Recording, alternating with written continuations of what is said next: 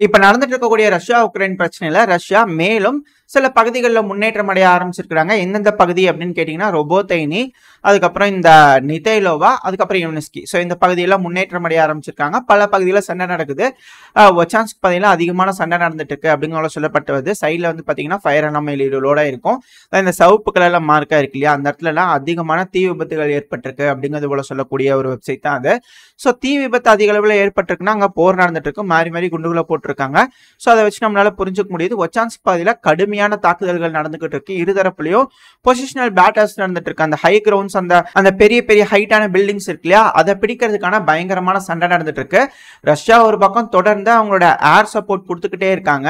But ஆனா மறுபக்கம் உக்ரைனோட வீரர்கள் சீக்கிரமா முன்னேறதுக்காக கூடிய விரைவில் F-16 டேக் ஆஃப் பண்ண ஆரம்பிச்சிட்டாங்க உக்ரைனியன்ஸ் அப்படிங்கிற சொல்லப்பட்டு வருது. சில பல ரூமர்ஸும் வருது, ஆல்ரெடி உக்ரைனுக்குள்ள வந்துருச்சு, சீக்கிரட்டா வச்சிருக்காங்க. ஸோ அதனாலதான் சில பல ஏர்பேஸ்லாம் தாக்கிட்டு இருக்கிறாங்க. பட் ஆனால் ரொம்ப ரகசியமா உக்ரைன் வச்சிருக்காங்க. கூடிய சீக்கிரத்தை இந்த கர்கிவ் ஒப்லாஸ்ட தாக்குறதுக்காக F-16 தூக்கிடுவாங்க உக்ரைனியன் தரப்புல இருந்து. உக்ரைன் கேட்டபடியே அவங்களுக்கான F-16 அது கூடவே மேற்குலக நாடுகளோட ஆயுதங்களை ரஷ்யாவோட பகுதிக்குள்ள தாக்கிக்கலாம். ஸோ இது போல பல விஷயங்கள் சொல்லியிருக்கிறாங்க இல்லையா. ஸோ அதனால இதுக்கு மேல இந்த பேட்டல்ங்கிறது ரஷ்யாவோட பெல்கிராட் பகுதியா இருக்கட்டும், கர்ஸ்க் பகுதியா இருக்கட்டும், அந்த பகுதியில் அதிக அளவுல இருக்கும். அதாவது உக்ரைன் முன்னேறி போய் சில பகுதிகளை பிடிப்பாங்க அப்படிங்கிற சொல்லப்பட்டு வருது. காரணம் என்ன அப்படின்னு கேட்டீங்கன்னா, இந்த பிரான்ஸ் தரப்ப சொல்லிட்டு இருந்தாங்க இல்லையா, ஒரு கட்டத்துல உக்ரைனுக்கு வந்து ஒரு பாயிண்ட் கிடைக்கும், அதாவது டேபிள் வந்து வெயிட் கிடைக்கும். இப்ப ரஷ்யாவுக்கு வந்து வெயிட் அதிகமா இருக்கு, டேபிள் உடஞ்சு போற அளவுக்கு இருக்கு.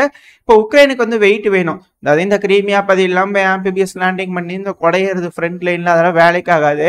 அதனால ரஷ்யாவோட பெல்கிராட் பகுதியில கொஞ்சம் வீக்கா இருக்கிற மாதிரி இருக்குது. பெல்கிராடு, கர்ஸ்கெல்லாம் அந்த இடத்துல அப்படியே கொடைஞ்சிட்டு உள்ள போய் ரஷ்யாவோட கர்ஸ்க்கு பெல்கிராட்லாம் ஒரு கணிசமான அளவை பிடிச்சிட்டாங்க அப்படின்னா கான்ஃபரன்ஸ் மீட்டிங் நடக்க ஆரம்பிச்சிடும் சுவிட்சர்லாண்டில். அந்த டைம்ல உக்ரைனுக்கு வெயிட் கிடைச்சிடும். அப்போ மேற்குலக நாடுகள்லாம் உட்காந்து இங்க பாருங்க ரஷ்யா, உக்ரைன் பிடிச்சிக்கிற பகுதியிலேருந்து நாங்கள் பின்னாடி கூட்டிட்டு வந்துடுறோம், அவங்க வந்து விட்டுட்டு வந்துருவாங்க, நீங்க சில பகுதிகள் வந்து வெளியேறுங்க அப்படிங்கிறது போல உட்காந்து பேசி ஒரு அல்டிமம் ரஷ்யா கொடுப்பாங்க அப்படிங்கிறத சொல்லப்பட்டு வருது. இது எந்த அளவுக்கு சாத்தியம் அப்படிங்கிறது தெரியல. ஏன் அப்படின்னா இதுக்கு முன்னாடி வந்து பாத்தீங்கன்னா இந்த ஃப்ரீ லீஜன் ஆஃப் ரஷ்யா, இந்த செர்பியன் காப்ஸ்னா உள்ள குறைஞ்சிட்டு இருந்தாங்க இல்லையா, ரஷ்யாவோட பகுதியில் போய் தாக்கிட்டு வருது. அது எல்லாமே ரிகானிசன் அண்ட் சபாட்டாஜ் குரூப்னு சொல்லுவாங்க. அதாவது முன்னேறி போய் அந்த இடத்துல எப்படி இருக்குது, களம் எப்படி இருக்குது, என்ன ஏதுங்கிற விஷயம்லாம் தெரிஞ்சுக்கிட்டதுனால, அதாவது உக்ரைனுக்கு இப்போ வந்து பாத்தீங்கன்னா பிரான்ஸோட இன்ஸ்ட்ரக்டர்ஸ்லாம் வந்துட்டாங்கன்னு சொல்றாங்க இல்லையா, அப்படின்னா மேற்குலக நாடுகளோட ராணுவ வீரர்களே உள்ள வந்திருக்காங்க. அவங்க கால் எடுத்து உக்ரைன்ல வச்சு இந்த ஏர் சப்போர்ட் கரெக்டா F-16 யூஸ் பண்றது. ரெண்டாவது மேற்குலக நாடுகளோட அதிநவீன ஆயுதங்கள்ல ரஷ்யாவோட நிலைகளை ஹெவியா தாக்குதல் பண்ணா மட்டும்தான் அந்த பகுதியை போய் குறைஞ்சிட்டு போய் பிடிக்க முடியலன்னா பிடிக்க முடியாது அப்படிங்கிறதோட தெரிஞ்சுக்கிச்சு. ஸோ அந்த ஒரு காரணத்தினால இப்போ ஒரு ட்ரை எடுக்க போறாங்க அப்படிங்கிறதோட புரிஞ்சுக்கலாம். அப்புறம் இன்னொரு விஷயம் இதுல முக்கியமான ஒரு பாயிண்ட் இருக்கு.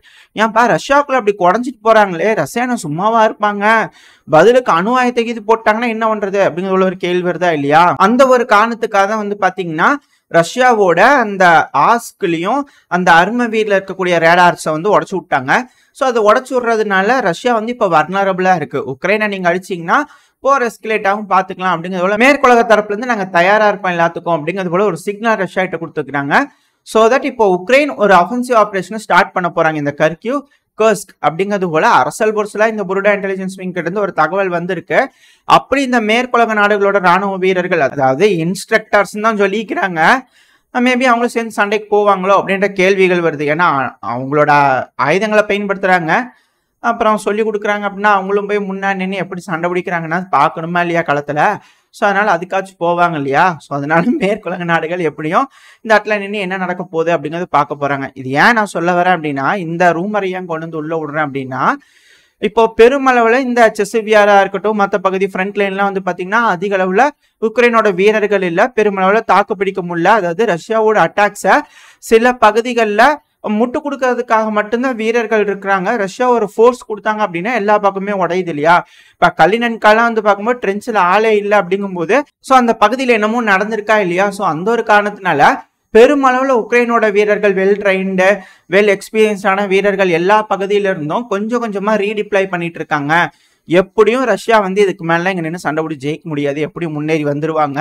2 வருஷம் இல்ல 30 வருஷமானாலும் ஒன்றும் வேலைக்காகாது. ரஷ்யா வந்து எப்பவும் சம்பாரிச்சுக்கிட்டே இருக்கிறாங்க, எல்லா ஆயில்லாம் வித்துக்கிட்டே இருக்கிறாங்க, ட்ரோன்கள் வந்துகிட்டே இருக்குது, டேங்க்கள் வந்துகிட்டே இருக்குது. வேலைக்கே ஆகாது. ஒரு கட்டத்துக்கு மேல மேற்குலக நாடுகளும் திவால் ஆயிருவாங்க இல்லையா, கொடுத்துட்டே இருந்தாங்கன்னா உக்ரைனுக்கு. ஸோ அந்த ஒரு காரணத்துக்காக, ஏன்னா மேற்குலக நாடுகள் அச்சய பாத்திரமா இருக்கலாம், ஆனா உக்ரைன்ங்கிறது ஓட்ட பாத்திரமா இருக்குது. அங்கிருந்து அள்ளி அள்ளி இங்க போட்டா எல்லாம் கீழே போயிட்டே இருக்குது. என்ன பண்றது, ஒன்றும் பண்ண முடியாது இல்லையா. ஸோ அந்த ஒரு காரணத்தினால one last battle for Ukraine அப்படிங்கிறதோட சொல்லப்பட்டு வருது. இந்த இடத்துல இந்த அஃபென்சிவ்ல கவுண்டர் அஃபென்சிவ் இருக்கு இல்லையா, ஸோ இந்த கவுண்டர் அஃபென்சிவ்ல உக்ரைன் பெருமளவுல ரஷ்யாவோட பகுதியான கர்ஸ்க் பெல்கிராட் பகுதியா பிடிச்சே ஆகணும்.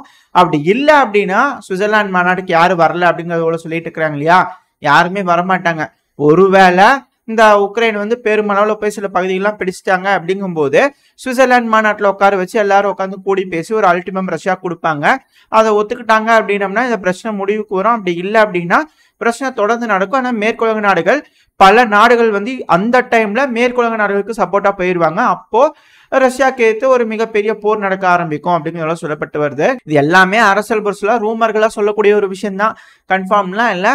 மேபி இது நடக்கிறதுக்கு வாய்ப்பு இருக்கு அப்படிங்கிறது போல எனக்கு தோணுது. உங்களோட கருத்துக்கள் என்ன அப்படிங்கிறது போல கமெண்ட் செக்ஷன்ல சொல்லுங்க. அதுக்கு இப்போ மேற்குலக நாடுகளோட ஆயுதங்களை அதிக அளவுல ரஷ்யாக்குள்ள பயன்படுத்துறது ஒரு எஸ்கலேஷன். இப்ப பதிலுக்கு எஸ்கலேஷன் நம்ம காலைல டீகோட்ஸே பார்த்துருப்போம். ஒண்ணுமே இல்லை, இந்த கருங்கடல் பகுதியில் அதிகமான ரீகான் ட்ரோன்கள்லாம் பறந்துகிட்டு இருக்கு இல்லையா, ஸோ அந்த ரீகான் ட்ரோன்கள்லாம் இதுக்கு மேல ரஷ்யா வந்து தாக்குவாங்க அப்படிங்கிறதோட சொல்லப்பட்டு வருது. இந்த கருங்கடலை யாரோட ரீகான் ட்ரோன் பறந்தாலும் தட்டுவாங்க அப்படிங்கிறதோட சொல்லப்பட்டு வருது. ஸோ பொறுத்து வந்து பார்ப்போம் இந்த பகுதியில் என்ன நடக்க போகுது அப்படிங்கிறது போல. அப்புறம் இப்போ வந்து பார்த்தீங்கன்னா ஒரு வீடியோ பதிவு லோடாக இருக்கும். இது வந்து ரொபோத்தேனி பகுதியில் உக்ரைனோட ட்ரோன் வந்து பார்த்தீங்கன்னா ரஷ்யவர்கள் அங்கே அடிச்சிட்டோம் அப்படிங்கிறதோட காமிச்சிருக்காங்க. அந்த வீடியோ பதிவு தான் இது. ஸோ இந்த வீடியோ பதிவு பார்க்கும்போது ரஷ்ய வீரர்கள் மேலும் ரொபோத்தைனியோட கிழக்கு பகுதியில் வந்து பார்த்தீங்கன்னா இருக்கக்கூடிய ட்ரென்ச், அந்த வெர்போவாக்கு மேற்கு பகுதியில் இருக்கக்கூடிய பகுதிகள் வந்து பார்த்தீங்கன்னா புறநகரங்களில் முன்னேற ஆரம்பிச்சிருக்காங்க அப்படிங்கிறத புரிஞ்சுக்க முடியுது. அதாவது இழந்த பகுதிகளை மீட் எடுத்துக்கிட்டு இருக்காங்க. உக்ரைனோட கவுண்டர் ஆஃபென்சிவ் ஒன்று இழந்தாங்க இல்லையா, ஸோ அது வந்து மீட் எடுத்துக்கிட்டு இருக்காங்க. ஸோ இந்த இடத்துல ரொபோத்தேனியில சில முன்னேற்றங்கள் ரஷ்யவர்கள் அடைஞ்சிருக்காங்க அப்படிங்கிறத புரிஞ்சுக்க முடியுது. எந்த பகுதின்னு எக்ஸாக்டா தெரிஞ்சுக்கணும் இல்லையா, மேப்ல பார்த்துரும் உங்களுக்கு எக்ஸாக்டா புரியும். ஸோ உக்ரைனோட ஜாப்ரோஷியா பகுதி, அந்த இடத்துல வந்து பார்த்தீங்கன்னா ரொபோத்தைனி இருக்கு. ஸோ கீழே மினிமேப் இருக்கும், ஜூம் ஆகும்போது எந்த இடத்துல ஆகுது அப்படின்னு உங்களுக்கு தெரியும். ஸோ ரொபோத்தைனியோட கிழக்கு பகுதி, ஸோ இந்த இடத்துல ட்ரோன் இருக்கு இல்லையா, ஸோ அதுதான் வந்து உக்ரைன் தாக்குதல் பண்ணதா சொல்லக்கூடிய ஒரு பகுதி. அந்த வீடியோ பதிவு இருந்தது இல்லையா, அந்த பகுதி. ஸோ இது நேத்திக்கு வந்து பார்த்தீங்க அப்படின்னா இந்த அளவுக்கு தான் ரஷ்யாவோட கட்டுப்பாட்டுக்குள்ள இருக்கு அப்படிங்கிறது போல நம்மளுக்கு தெரிய வந்த ஒரு விஷயம். ஆனால் இன்னைக்கு அந்த ட்ரோன் அட்டாக் வச்சு பார்க்கும்போது ஸோ இந்த ஒரு சில பகுதி வந்து பார்த்தீங்கன்னா ரஷ்யாவோட கட்டுப்பாட்டுக்குள்ள வந்துருச்சு அப்படிங்கிறத நம்மளால புரிஞ்சுக்க முடியுது. இந்த வெர்போவாக்கும் இந்த ரொபோத்தேனிக்கும் நடுவில் இருக்கக்கூடிய அந்த புறநகரங்களை வந்து மீட்டெடுக்க ஆரம்பிச்சிட்டாங்க ரஷ்யா. அது குறிப்பாக இந்த ஒரு பகுதி அவங்க இழந்தாங்க இல்லையா, ஸோ இந்த பகுதி எல்லாத்தையும் அவங்க மீட்டெடுப்பாங்க அப்படிங்கிறத சொல்லப்பட்டு வருது. கூடிய சீக்கிரம் வந்துடும். ஏன்னா இதுக்கு மேலே பெருமளவில் உக்ரைனோட வீரர்கள் வந்து கர்கிவ் பகுதியில் போய் சண்டை பிடிச்சி ரஷ்யாவோட பார்டர்லேருந்து பூந்து உள்ளோடணும் இல்லையா. ஸோ அந்த ஒரு காரணத்தினால அடுத்தது வந்து பார்த்தீங்கன்னா நித்தேலோவாங்கிறது டொனஸ்க் பகுதியில் இருக்கு. நம்ம இந்த கார்லிவ்கா சொல்லியிருந்தோம் இல்லையா, ஸோ இந்த நித்தேலோவாலேருந்து கார்லிவ்காவை நோக்கி ஒரு முன்னேற்றம் அடைஞ்சிருக்காங்க. அதாவது இது நேத்திக்கு இருந்த பகுதி. ஸோ இந்த பகுதி எல்லாமே சண்டை பிடிச்சிட்டு இருந்தாங்க அப்படிங்கிறது போல தான் இருந்துச்சு. ஆனால் இன்னைக்கு வந்து பார்த்தீங்க அப்படின்னா மிக பெருமளவில் முன்னேற்றம், ஃப்ரண்ட் லைனில் வந்து பல இடங்களில் முன்னேறி சில பகுதிகளை பிடிச்சிருக்காங்க அப்படிங்கிறத புரிஞ்சுக்க முடியுது. இந்த இடத்துலையும் எப்படி கன்ஃபார்ம் ஆச்சு அப்படின்னு கேட்டிங்கன்னா சேட்டலைட் மேப்புக்கு மாற்றிடுவோம். ஸோ இந்த பகுதியில் வந்து பார்த்தீங்கன்னா ரஷ்ய வீரர்கள் அங்கே நடந்துட்டு இருப்பாங்க. அந்த டைமில் ட்ரோன்கள் வந்து அங்கே தாக்குதல் நடத்தியிருக்கும். இப்போ அதுக்கான வீடியோ பதிவு சைடில் லோட் ஆயிருக்கும், பார்த்தீங்கனாலே தெரியும். ஸோ அந்த இடத்துல உக்ரைனோட ட்ரோன்கள் ரஷ்ய வீரர்களை தாக்குறாங்க அப்படின்னு சொன்னால் அந்த பகுதியெல்லாம் அவங்களோட கட்டுப்பாட்டுக்குள்ள வந்துருச்சுன்னு தானே அர்த்தம். ஏன்னா உக்ரைன் தான் தெய்வம், அங்கதான் தொடர்ந்து வீடியோ பதிவுகளா போட்டு தள்ளிட்டு இருக்கிறாங்க, ரஷ்யாவை நாங்க அப்படி அடிக்கிறோம் இப்படி அடிக்கிறோம்னு சொல்லிட்டு. ஸோ அதை வச்சு நம்மளால தெரிஞ்சுக்க முடியுது ரஷ்ய வீரர்களோட பிரசன்ஸ் அந்த பகுதியெல்லாம் வந்துருச்சுன்னு சொல்லிட்டு. அது மட்டும் இல்லாம வாட்டர் பேரியர்லாம் அங்க இருக்கிறதுனால ரஷ்யாவுக்கு இது ரொம்ப சேஃப்டியான ஒரு பொசிஷனா இருக்கும், ஈஸியா வச்சுக்க முடியும். ஃபர்தரா இதை அவங்க பயன்படுத்தி பெருமளவில் முன்னேறதுக்கு வாய்ப்புகள் அதிகம், இந்த புறநகரங்கள்லாம் கேப்சர் பண்றதுக்கு. அது மட்டும் இல்லாம இந்த நித்தேலோவாக்கு கீழே வந்து பாத்தீங்கன்னா நெவசில்கின்னு ஒரு சின்ன செட்டில்மெண்ட் இருக்கு. இப்போ நம்ம மேப்ல பார்ப்போம். ஸோ இந்த செட்டில்மெண்ட் தான் இந்த நெவசில்கி செட்டில்மெண்ட்ன்றது உக்ரைனோட ஒரு மிகப்பெரிய ஸ்ட்ராங் ஹோல்டா இருந்தது. ஆனா இப்போ பெருமளவில் இங்க இருக்கிற புறநகரத்துல இருந்தெல்லாம் சப்ளைஸ் வந்துட்டு இருக்கோம் இல்லையா, ஆனா இப்போ தொலை தூரத்துல இருக்கு. அது மட்டும் இல்லாம ரஷ்யா வந்து பாத்தீங்கன்னா இந்த பகுதியிலேருந்து இதுக்கு மேல இங்க இருக்கக்கூடிய எல்லாத்தையும் அவங்க ஃபயரிங் கண்ட்ரோல்குள்ள தான் வச்சிருப்பாங்க. ஸோ பெருமளவில் இதுக்கு மேலே இந்த நெவசில்கிக்கு சப்ளைஸ் பெருமளவில் கொடுக்க முடியாது. அந்த ஒரு காரணத்தினால ஈஸியாக ரஷ்ய வீரர்கள் முன்னேறி வந்து இந்த பகுதிகள் எல்லாத்தையும் அவங்க கட்டுப்பாட்டுக்குள்ள எடுத்துக்குவாங்க அப்படிங்கிறத சொல்லப்பட்டு வருது. ஸோ அவங்களோட அடுத்த ஃபோக்கஸ் இந்த பகுதியை பொறுத்த வரைக்கும் இந்த நித்தேலோவா முழுவதும் அவங்க கட்டுப்பாட்டுக்குள்ள எடுக்கணும் அப்படிங்கிறது போல தான் இருக்கும். ஒன்ஸ் அப்படி எடுத்துட்டாங்க அப்படின்னா ரஷ்ய வீரர்களுக்கு பல விதமான ஆப்ஷன்ஸ் இருக்கு. ஏன் அப்படின்னா ஒன்ஸ் இந்த நெவிசல்கி ஃபுல்லா ரஷ்யாவோட கட்டுப்பாட்டுக்குள்ள வருன்ற பட்சத்துல இந்த புறநகரங்கள் அடிக்கிறதுக்கு ரொம்ப ரஷ்யாவுக்கு ஈஸியா போயிடும். இந்த சைடில் வந்து பார்த்தீங்கன்னா இந்த ரெட் கலர் ஆரோ மார்க் இருக்கு இல்லையா, ஸோ அந்த டைரக்ஷன் வந்து கர்ஷ்னோஹரிவ்காவோட வடக்கு பக்கத்துலேருந்தும் தாக்குதல் பண்ண முடியும். ஆல்ரெடி தெற்கு பகுதியிலேருந்து தாக்குதல் பண்ணுறாங்க, கிழக்கு பகுதியிலேருந்து தாக்குதல் பண்ணுறாங்க. அது மட்டும் இல்லாமல் இது மிகப்பெரிய புறநகரமாக இருக்கு இல்லையா, இந்த கர்ஷ்னோஹரிவ்காக்கும் சரி நித்தைலோவாக்கும் சரி. ஸோ அந்த ஒரு காரணத்தினால ரஷ்ய வீரர்கள் மேலும் இந்த நிவசல்கியிலிருந்து முன்னேற்றம் அடைய ஆரம்பிக்கலாம். இந்த நித்தைலோவாலிருந்தும் பக்கவாட்டு தாக்குதல் பண்ணுறதுனால பெருமளவில் வந்து பார்த்தீங்கன்னா ரஷ்ய வீரர்கள் இந்த பகுதியை அவங்களோட கட்டுப்பாட்டுக்குள்ளே கொண்டு வந்துருவாங்க. ஸோ இது ஃபுல்லாகவே அவங்க கட்டுப்பாட்டுக்குள்ளே வருன்ற பட்சத்தில் ஒரு மிகப்பெரிய முன்னேற்றம் ரஷ்ய வீரர்களுக்கு இருக்கும். ஸோ இந்த பகுதியில் நம்ம சொல்லியிருந்தோம் இல்லையா, அதாவது இந்த அஃபென்சிவ் ஆப்ரேஷன் ஆரம்பிக்கிறதுக்கு முன்னாடி நம்ம வரைஞ்சி காமிச்சிருந்தோம் இல்லையா, ஸோ அதுக்கேற்ற மாதிரியே ரஷ்ய வீரர்கள் இந்த ஒரு பகுதியிலேயே ரஷ்ய வீரர்கள் முன்னேற ஆரம்பிச்சிருக்காங்க. ஸோ இது போல் தொடர்ந்து முன்னேறிட்டே இருக்கும்போது பெருமளவில் ஃப்ரண்ட் லைன் கொலாப்ஸ் ஆகுது. இதெல்லாம் தடுக்கவே முடியாது உக்ரைனோட வீரர்கள்னால. அந்த ஒரு காரணத்தினால தான் உக்ரைன் இப்போ இந்த விபரீத முடிவுகள் எடுக்க ஆரம்பிச்சிருக்கிறாங்க. ஏன்னா ஒன் லாஸ்ட் சான்ஸ், ரஷ்யா அடிச்சு அந்த பகுதியை ட்ரை பண்ணி எடுத்து பார்த்தரலாம் அப்படிங்கிறதுல முடிவுக்கு வந்திருக்கிறாங்க. டூ ஆர் டை அப்படிங்கிறது போல நடக்குதா என்ன அப்படிங்கிறது பார்ப்போம். அப்புறம் உங்களுக்கு இன்னொரு டவுட் வந்திருக்கும், ஏன்பா நெவசல்கியை பிடிக்காம என்ன, அது பிடிச்சதுக்கு அப்புறம் தான் அந்த பக்கலியா முன்னேறி வரணுமா, நித்தைலோவாலேருந்தே கீழே வரலாம்ல அப்படின்றதோட ஒரு கேள்வி வரும். ஆனா அந்த பகுதியில வந்து பாத்தீங்கன்னா அந்த ரிவர் ஸ்ட்ரீம் இருக்கு இல்லையா, அது போயிட்டு இருக்கிறதுனால ரஷ்ய வீரர்களால ஈஸியா லேண்ட் பண்ண முடியாது. இப்போ நம்ம மேப்ல பார்க்கும்போது உங்களுக்கு புரியும். அதாவது இந்த பகுதியில வந்து பாத்தீங்கன்னா இந்த இடத்துல நடுவில் வந்து பாத்தீங்கன்னா ரிவர் ஸ்ட்ரீம் ஓடிட்டு இருக்குது இல்லையா, இதை நம்ம எல்லாத்தையும் கிளியர் பண்ணிடுவோம். ஸோ இந்த இடத்துல உங்களுக்கு பார்த்தீங்கன்னா தெரியும், அதாவது இந்த வழியாக வந்து பார்த்தீங்கன்னா அந்த ஓச்சா ரிவரோட ஒரு ஸ்ட்ரீம் வந்து இது வரைக்குமே இருக்குது. அது மட்டும் இல்லாமல் இந்த இடத்துலையும் வந்து பார்த்தீங்கன்னா அந்த ஸ்ட்ரீம் போயிட்டுருக்கோம். ஸோ அந்த ஒரு காரணத்தினால இந்த நிவசல்கியை ஃபஸ்ட்டு வந்து ரஷ்ய வீரர்கள் பிடிச்சாங்க அப்படின்னா கொஞ்சம் ஈஸியாக இந்த பக்கவாட்டு தாக்குதல் பண்ணுறதுக்கு, இந்த வழியாக இந்த புறநகரங்களாக முன்னேறதுக்கு ரொம்ப ஈஸியாக இருக்கும். அந்த ஒரு காரணத்தினால தான் அது போல் வருவாங்க அப்படிங்கிறத சொல்லியிருந்தேன். அடுத்து வந்து பார்த்தீங்கன்னா இவனிஸ்கி சொல்லியிருந்தோம் இல்லையா, இந்த இவனிஸ்கிலையும் பெருமளவில் முன்னேறி வந்து பார்த்தீங்கன்னா இந்த கால்வாய் பக்கத்தில் வந்து ஸ்டேஷன் ஆகிட்டாங்க ரஷ்ய வீரர்கள் அப்படிங்கிறத சொல்லியிருக்காங்க. மேப்பில் பார்க்கும்போது எக்ஸாக்டாக உங்களுக்கு தெரியும் என்ன நடந்திருக்கு அப்படிங்கிறது போல. ஸோ அந்த இவனிஸ்கின்றது பக்முட்டோட புறநகரத்தில் இருக்கக்கூடிய ஒரு செட்டில்மெண்ட் தான். கீழே மினி மேப்பில் பார்த்தீங்கன்னா தெரியும், அந்த இவனிஸ்கின்றது டொனஸ்கில் இருக்கக்கூடிய ஒரு செட்டில்மெண்ட் தான். ஸோ இங்கே இருக்கக்கூடிய ஒரு பகுதி தான். இந்த இடத்துல வந்து பார்த்தீங்கன்னா ப்ரோ வெஸ்டர்ன் தரப்புலேருந்தே கன்ஃபார்ம் பண்ணியிருக்காங்க, ஆமாங்க இந்த கால்வாய் பக்கத்தில் நெருங்கிட்டாங்க அப்படிங்கிறது போல். ஸோ இது வந்து நேத்திக்கு இருக்கக்கூடிய மேப்பு. ஸோ அவங்க சொல்லக்கூடிய அப்டேட்ஸ் வச்சு பார்க்கும்போது பெருமளவில் இந்த பக்கத்துலேயும் முன்னேறி இருக்கிறாங்க.